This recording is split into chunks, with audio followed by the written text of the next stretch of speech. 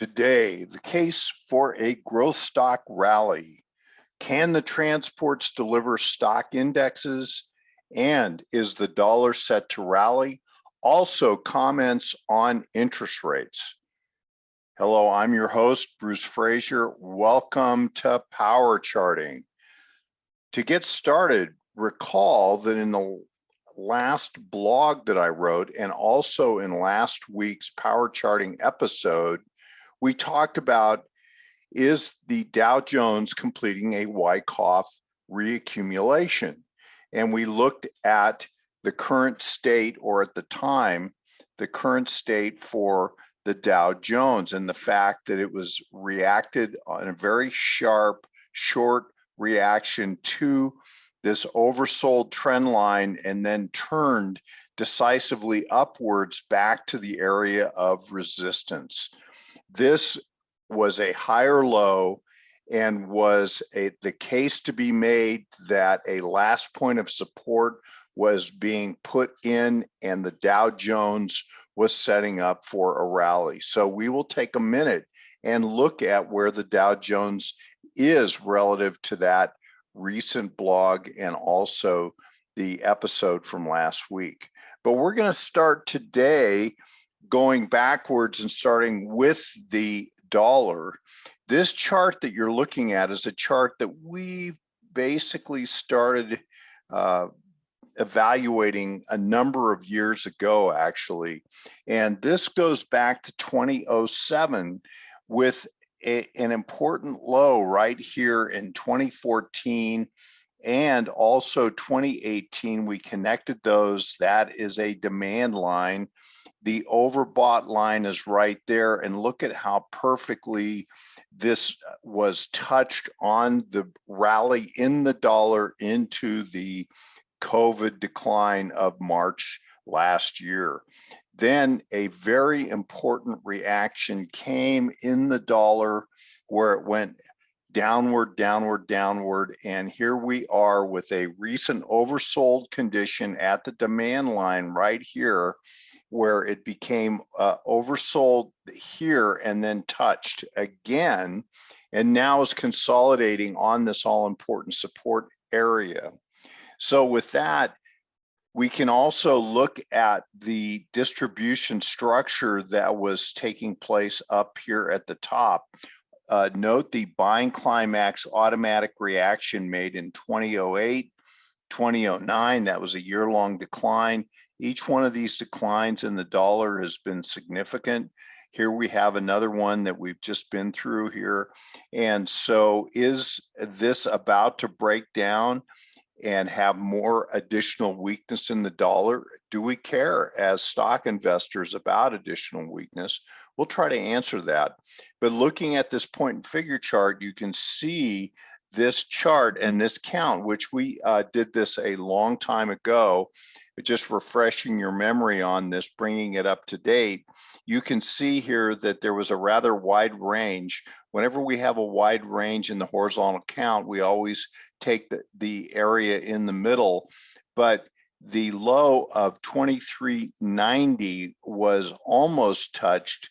It went down to 2410 and missed it by 2 boxes. Pretty darn good. Went right down to the bottom of the objective range.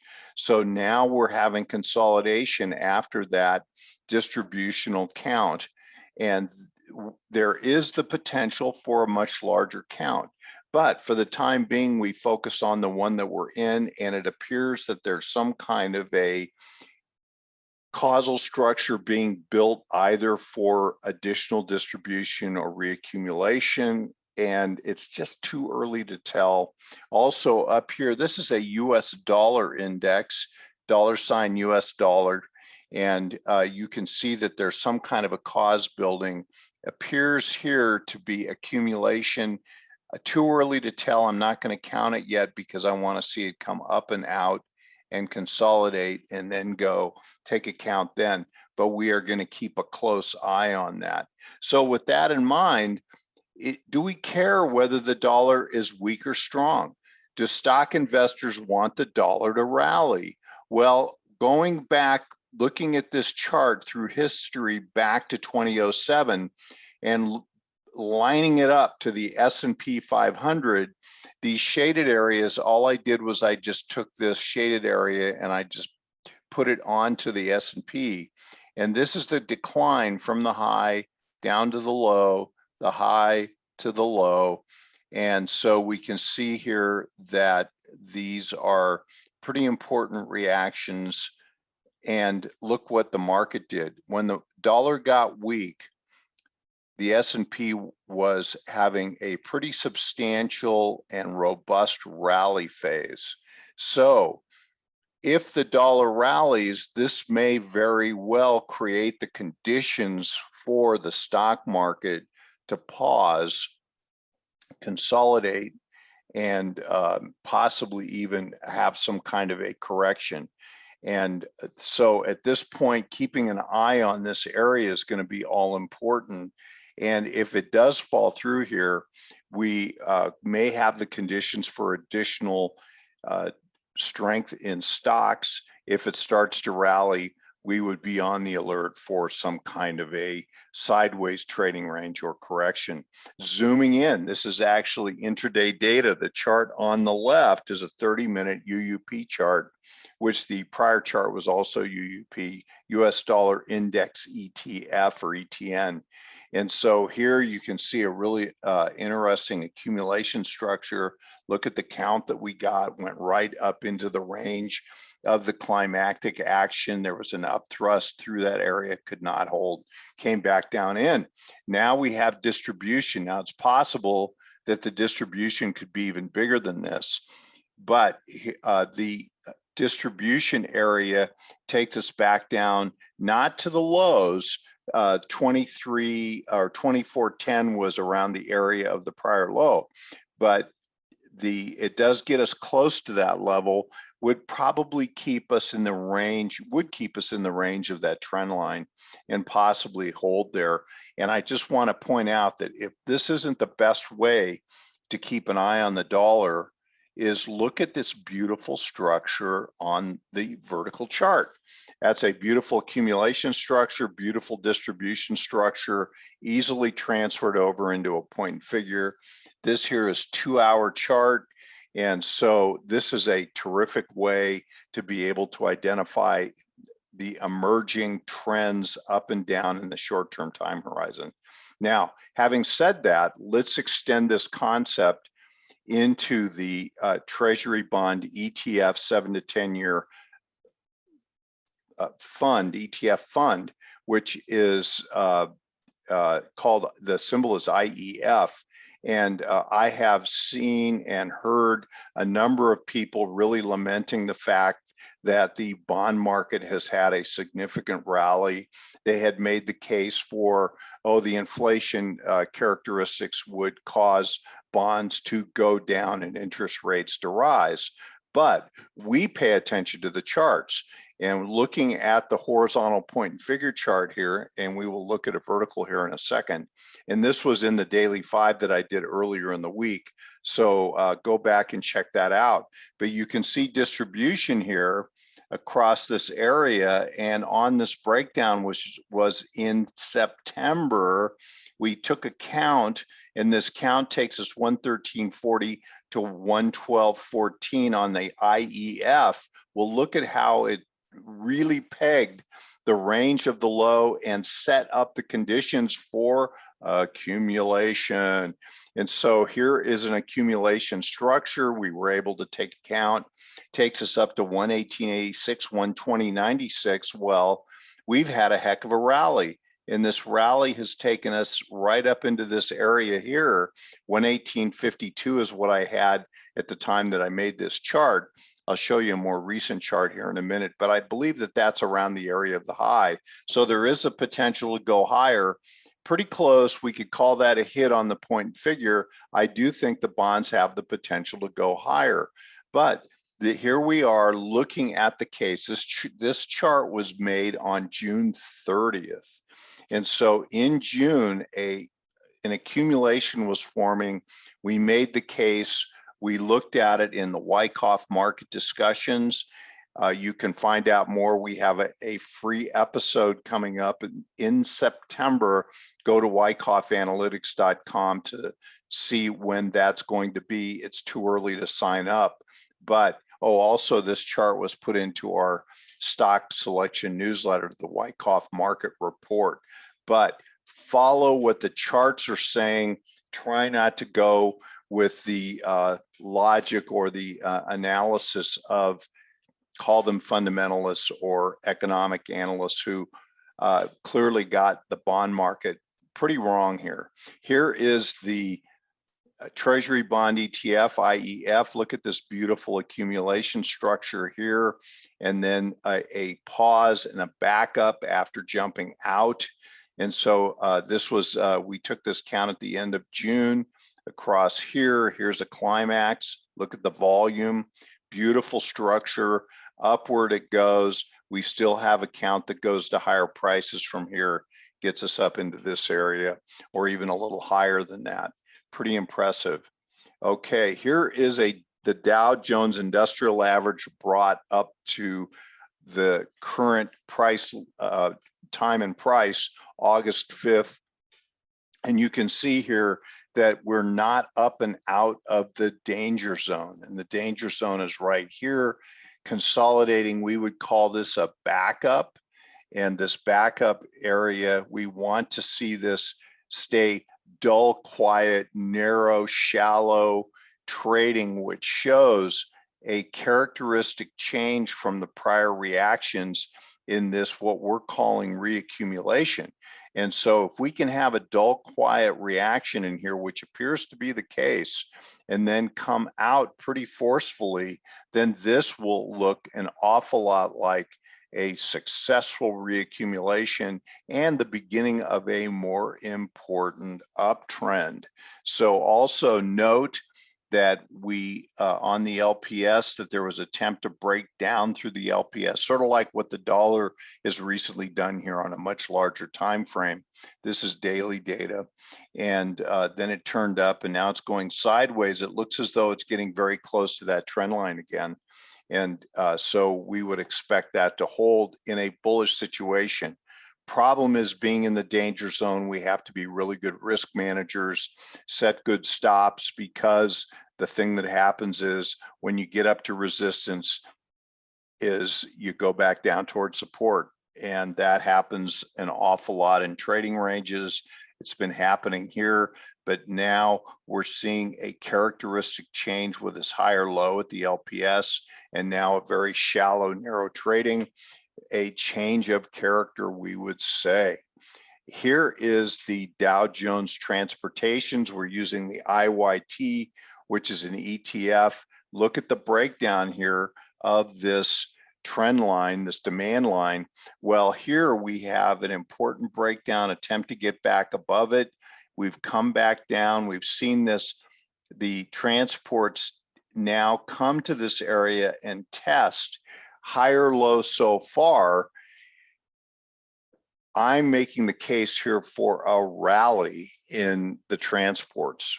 And so with that, let's see if we can get a successful test and a rally back up into the upward sloping trend channel and have an attempt to rally up towards resistance. Now, this looks an awful lot. And I know what you're thinking, darn it. You're thinking this is distribution, and it very well could be. So this is a sign of weakness right there. Took out key prior support levels, and then it followed through and went down. There could be a rally of a greater magnitude, which could put in a bigger LPSY. That may be all we get. We may not be able to get a return back to the highs or go higher. Too early to tell. We'll see whether or not it can rally and what the quality of the rally is. So here, let's now look at the point and figure.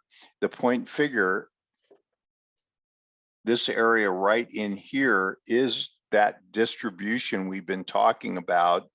And so we have, in the case of the transports, we have 11 columns across, and 11 columns across times 3 times 50, because the scale here is 50 points.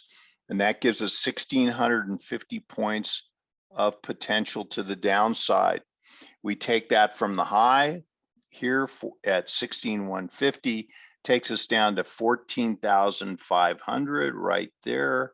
And then from the count line, which is at this area, which is 15,850, that gets us to 14,200. It's pretty close to a really good hit right here. And so we have, excuse my bad penmanship, but you can see there that it does a wonderful job of picking up the climactic surge down to the low. That in itself is probably a good reason to expect consolidation and then an attempt to rally. And so we're attempting to build a cause. This cause gets built, gives us a rally, could be an LPSY, too early to tell, as we were just talking about, but the downside count is fulfilled.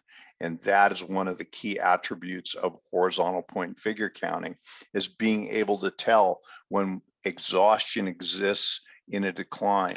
Now, this is actually a stock that I shorted. Now, I don't typically sell short in a bull market. I do it occasionally. I do it in small position sizes in a bull market for the overall stock market.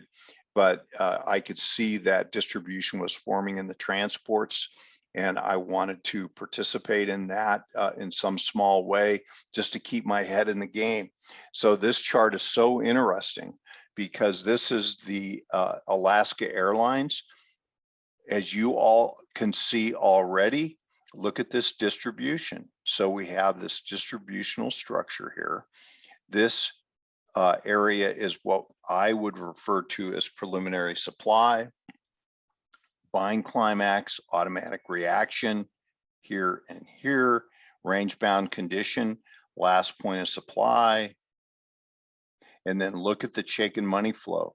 You want to hear more comments on how to use Chaikin money flow with Wyckoff, go to my Your Daily 5 episode from Tuesday of this week, where I look at 5 stocks and incorporate Chaikin into that.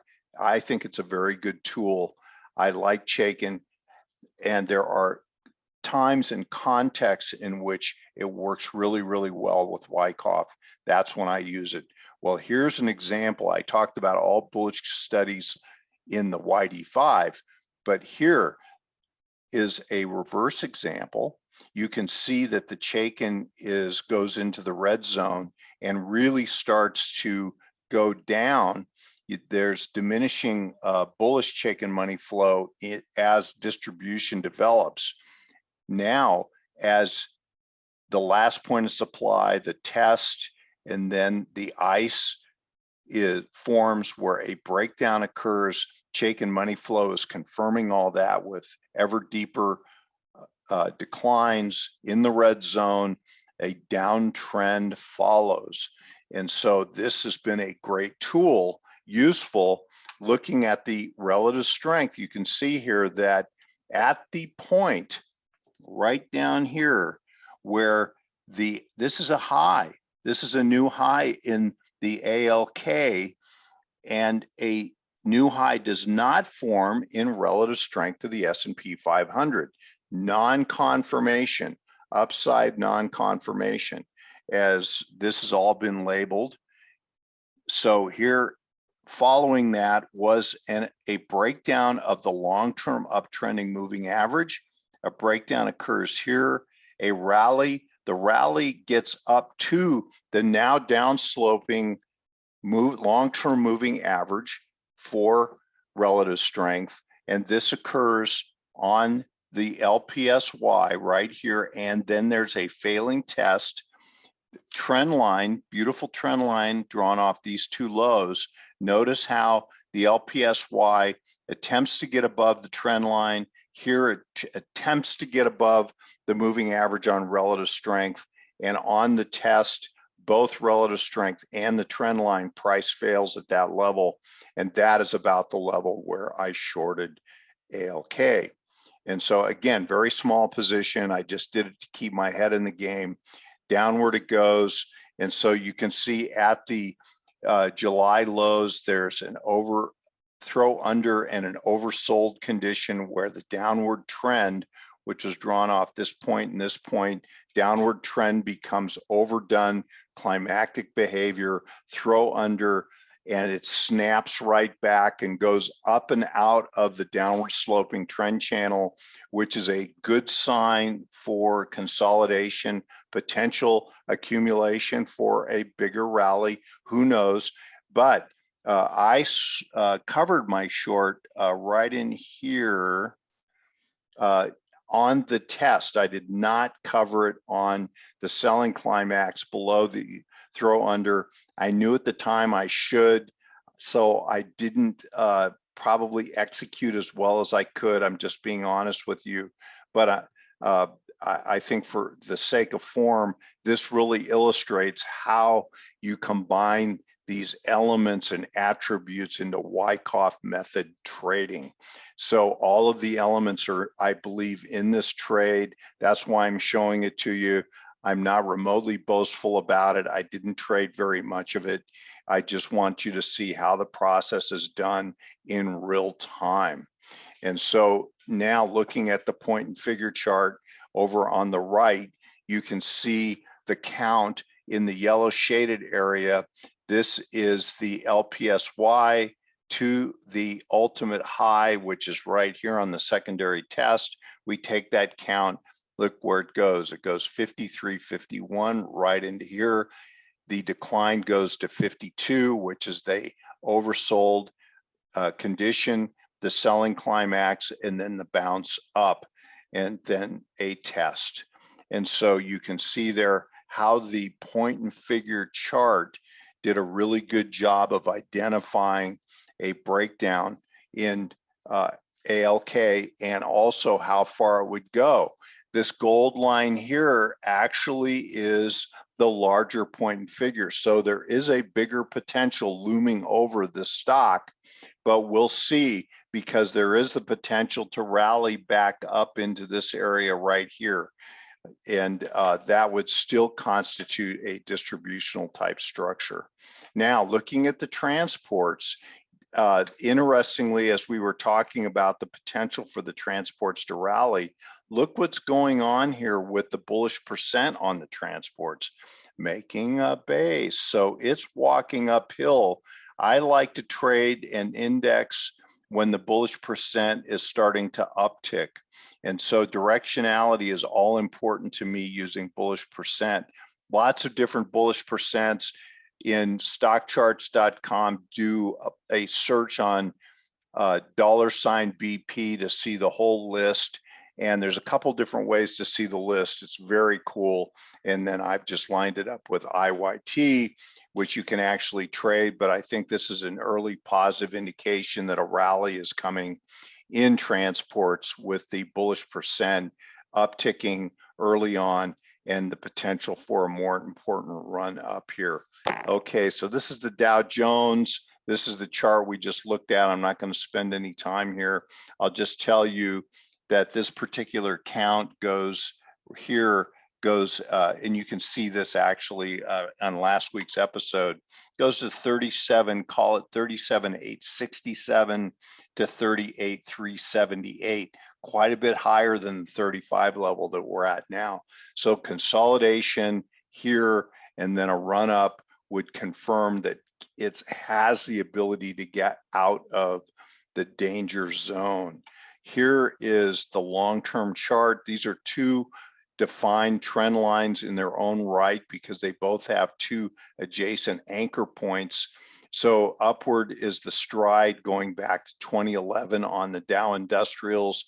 Above it right here, it could stay above it. Look what happened here. By the way, this trading range that the Dow was in was a period of a strong dollar environment. And so that stopped the advance, and then an important correction happened into 2020. Now we have a falling dollar again, and we would confirm that with continuation of a falling dollar. So This is a very interesting chart by a good friend of mine. We like to compare chart work. He does terrific work. And so I asked him for permission to show this. And Brian Sedway, where here's his website. He does financial work. He's really good at it. And so he did this wonderful study on the China index. And you can see here the decline in the China index, and then subsequently what happened in the S&P 500. And I'm going to let you look at this chart. You can screen capture it and really study it, but currently the China index is now dropping significantly while our S&P 500 index continues to rise. And so the question becomes, does this create a period of vulnerability? I continue to focus on the uptrend, but I do think that there's a number of things that has us considering tightening our risk management. And so however you do that, consider that. This, I'm going to just focus on this chart of the triple Qs right now. This is a reaccumulation structure, one box reversal, daily data, standard scaling, and it counts up 392 to 404 from a count line of 316, where we've touched 368, further to go. And there may be additional reaccumulations along the way, but there is counts for higher prices in the triple Qs that comes off of this reaccumulation that occurred earlier in the year. So the other thing I'd like to point out about the NDX, we only have a couple minutes left, is here's the NDX. Here is the percent of stocks above their 50-day moving average. This is a breadth indicator, and I really like it. I like breadth because it's one stock, one vote. This is all of the NASDAQ. Now we're looking at comparing it here to the NASDAQ 100, but in both cases, whether it be the composite or the 100, the 9 mega cap growth stocks really dominate the index. So here I just highlighted the shaded areas when this indicator was going down. And so down it goes, and lately we've been going down, but the NDX has been going up, which has largely been driven by those 9 NASDAQ super growth stocks. Well, keeping that in mind, now we're starting to make a low and higher lows. Again, this is a directionality indicator. So if we start to get a turn up and upticks in this, then I'm going to make the case that the low is in the NASDAQ comp, NASDAQ 100, and we're going to have a better breadth move in this index. Here's a growth stock index, the Innovators IBD 50 fund, and notice here how this area has been in consolidation since February. So the typical growth stock has been going sideways with a little bit of a downward bias to it. So unless you've been in those favored 9, 10 names and a few others, it's been very hard to make money in the growth stock area in 2021. And these indexes point that out. But this is starting to look like a last point of support, important rally. Getting above this trend line and this resistance could be a very good sign of good things to come. Now, here is the Innovators 50. Now, I'm going to quit here and stop, but we will continue this discussion as we go into the YouTube. I'm going to go a few minutes longer, so if you're watching it on YouTube, stay with us. But otherwise, thank you for being here, and we will see you next time. Okay, so let's keep going here. Here is the Innovators 50 index. Here is the NASDAQ 100.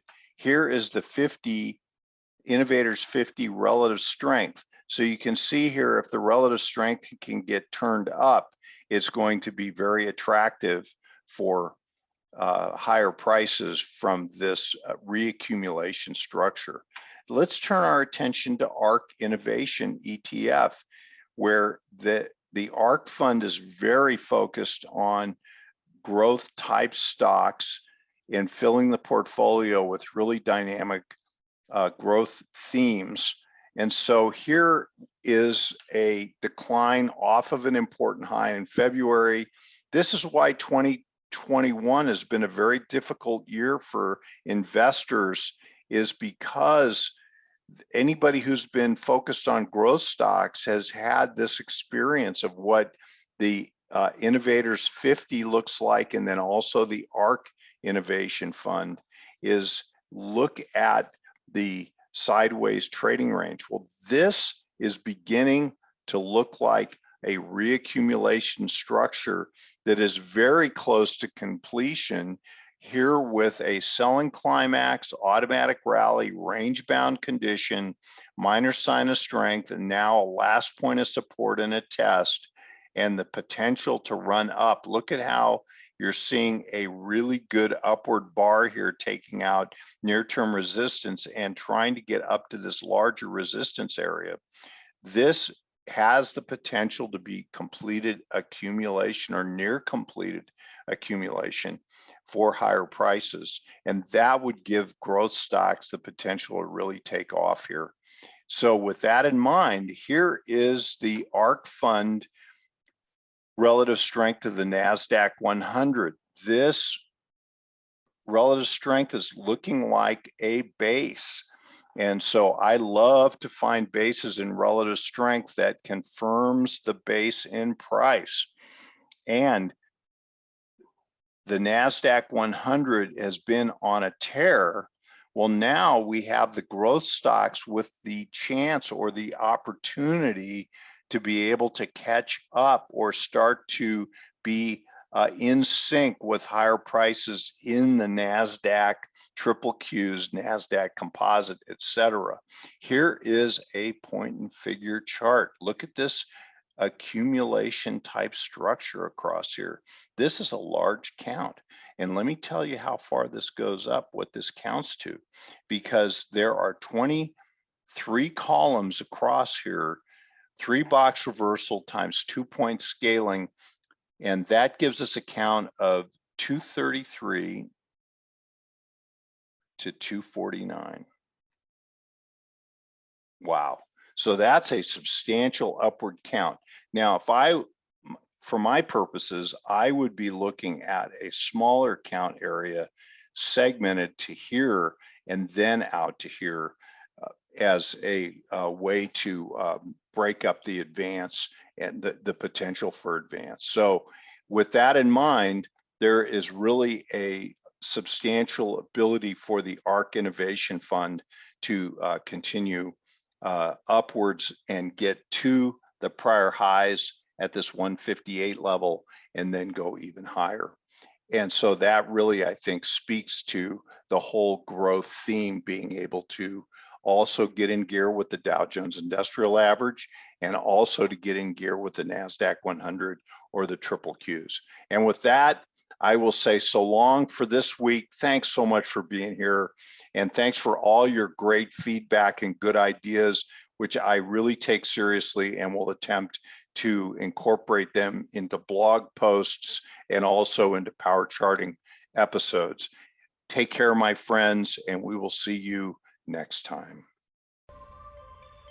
Hey, Grayson Rose here with StockCharts. Thank you so much for watching. I hope you enjoyed that video.